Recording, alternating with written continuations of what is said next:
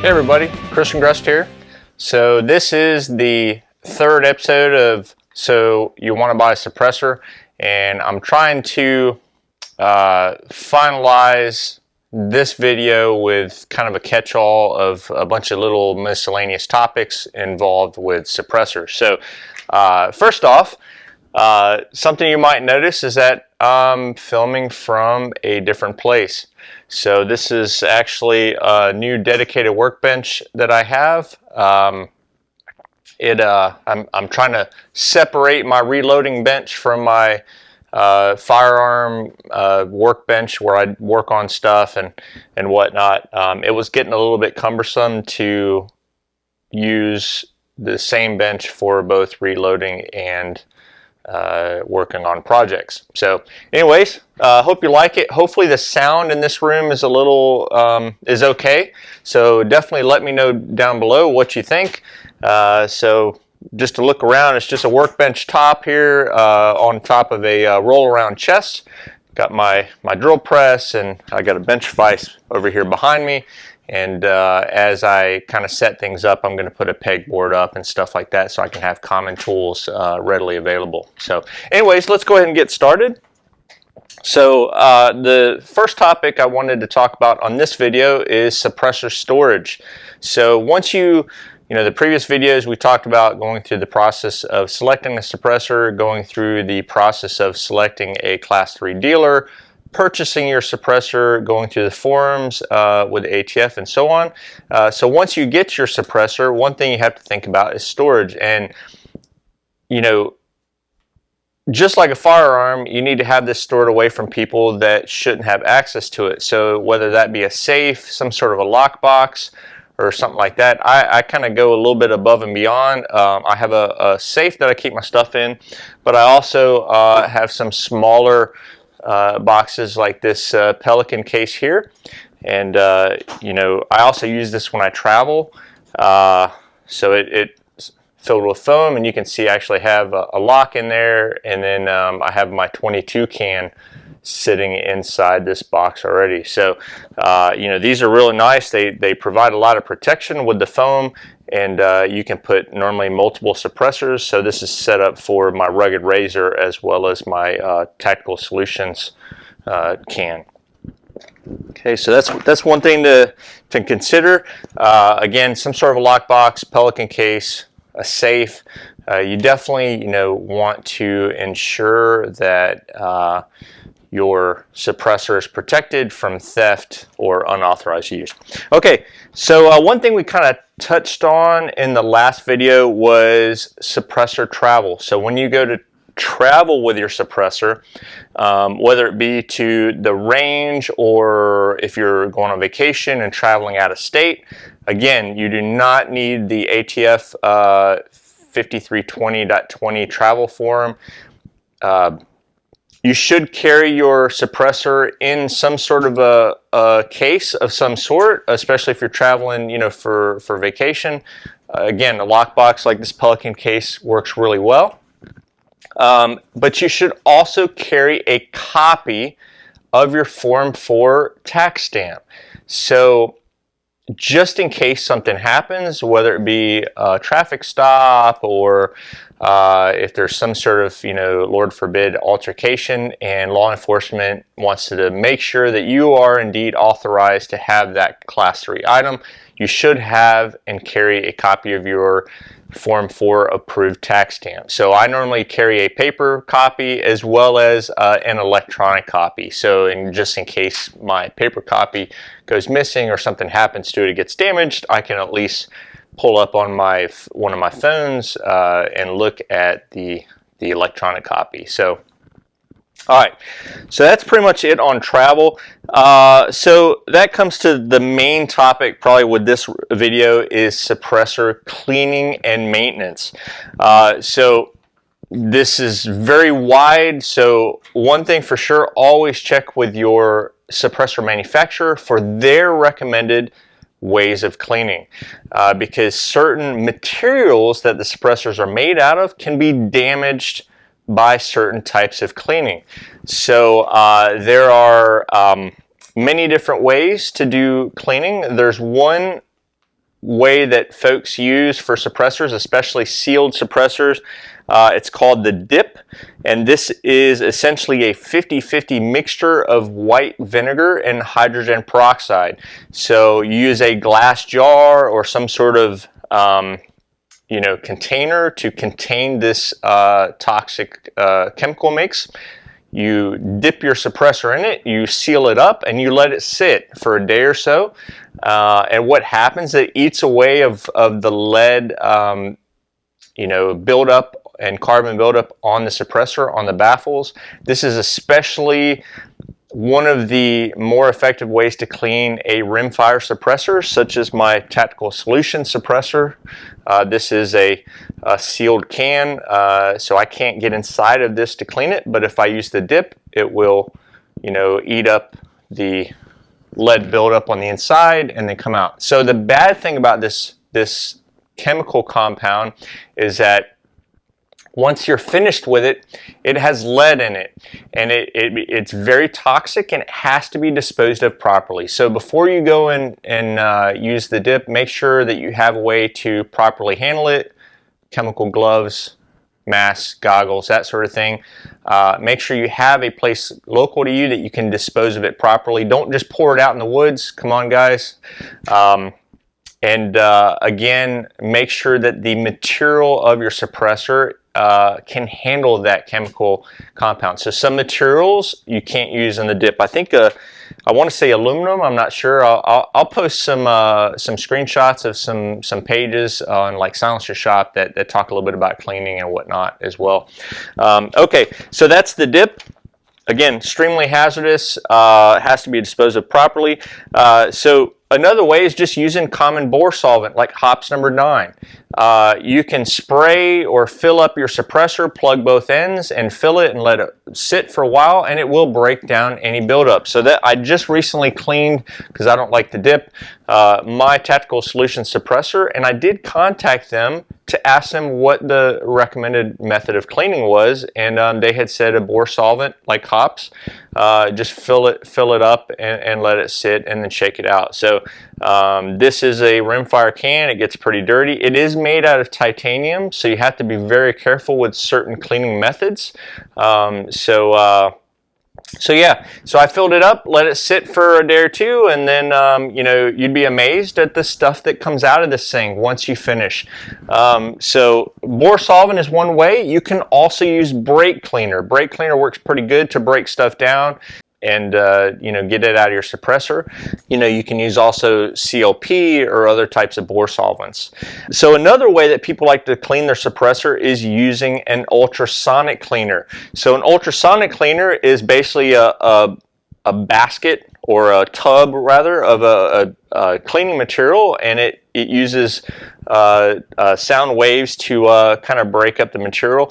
But again, certain materials are not appropriate for ultrasonic. I want to say titanium is one of those. I don't have an ultrasonic cleaner. I wouldn't mind getting one for some other gun parts, not suppressor specifically. But some people prefer, like on a pistol can, like this Rugged Obsidian 9 here, if you take your baffles out and dump that in the ultrasonic cleaner, let it run for a while, and then they come out, just like new. So that's one way that you can also clean your suppressor. So I mentioned a few different ways to clean it. Now, as far as maintenance, other than cleaning, some parts of your suppressor you're going to want to consider adding a little bit of grease.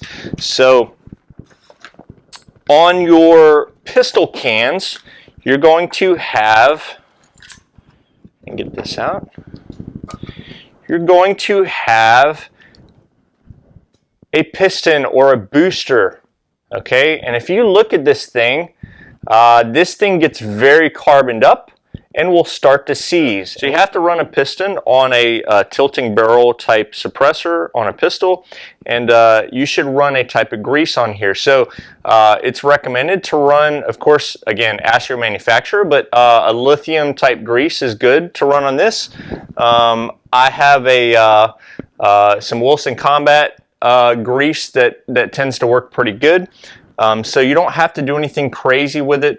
You could probably even run ball bearing grease or wheel bearing grease for automotive use, and it would be fine. So, so make sure that you lubricate these up with grease so that they function properly. All right. The other thing is on your quick detach mounts. So these are threaded, and let me step off camera here. And if you look at this guy right here, see how much carbon buildup you get on the quick detach. It's not a bad idea to run a little bit of grease on the threads and on the mating surface on this. So what happens is that when you put your can on your quick detach mount and you shoot it quite a bit, you'll get some carbon lock. And if you put a slight coat of grease on here, that'll aid with removing your suppressor after shooting. Okay, so so that's a couple things to keep in mind whenever you're shooting your suppressor as far as maintaining and whatnot. So to kind of carry on with suppressor shooting, a couple things that I like to carry for my suppressor to aid if I have to remove it or handle it after shooting. So meaning while the suppressor is hot. Think of a suppressor like a car muffler. Once you start shooting some rounds through there, that thing gets hot really quick. Silencer Shop includes with their suppressor purchases a kind of an oven mitt thing. So this thing works great. You know, if you got to grab a hold of that suppressor to take it off and on, you know, have some sort of oven mitt or high temp gloves, something like that. The other thing that I carry is a strap wrench. So on a strap wrench, I have these QD mounts, and these things sometimes can get really stiff with the carbon. So I use a strap wrench to grab a hold of the quick detach mount. The other thing about the quick detach mount is that on some of my rifles, the locking ring is really close to the rail, and I can't really get my hands in there very well. So strap wrench, and matter of fact, this one's getting a little bit worn out. A great tool to throw in your bag, your range bag, if you are shooting with suppressors. So you never know if you need to pull it off for some reason. If you're like me and you only have a handful of suppressors and you want to change between different hosts, you know, definitely one of these is helpful. Periodically, while you're shooting at the range, you want to check your suppressor, whether it be a direct threaded can like this one here, okay, or if it's a quick detach like one of these guys.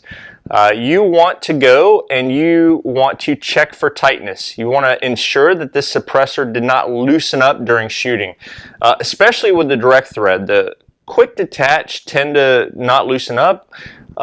Same with the tri-lug style mounts. They don't loosen up. But your direct thread will definitely loosen up, whether it be on a pistol, a rifle, a rimfire, firearm, or something like that. And if this thing loosens up, it can start to wobble on your the end of your barrel. And if this wobbles, your projectile is going through here, but you risk the chance of damaging one of the baffles inside of your suppressor. So periodically check the tightness of your suppressor. This is another reason why having some sort of oven mitt or high temp glove is ideal to have at the range if you are shooting suppressed. Okay, last but not least, and I did a video about this quite a while back, you guys might notice that I have some suppressor covers from Coltac. So they're not sponsoring me or anything like that. These are items that I purchase. I think they're a really good product. They have a high temp material on the inside, and they have an outer material here. So suppressors, again, get really hot. They can get 400, 500, 600 degrees. And if you touch these onto something, first off, if you touch it on bare skin, you're going to burn yourself. Secondly, if you touch it on carpet or any sort of material, it's going to instantly burn, melt, and melt to your suppressor. I have the marks to prove this on my rugged razor. If you look, maybe you can't get it on camera too well, but if you look up here, I have some burn marks.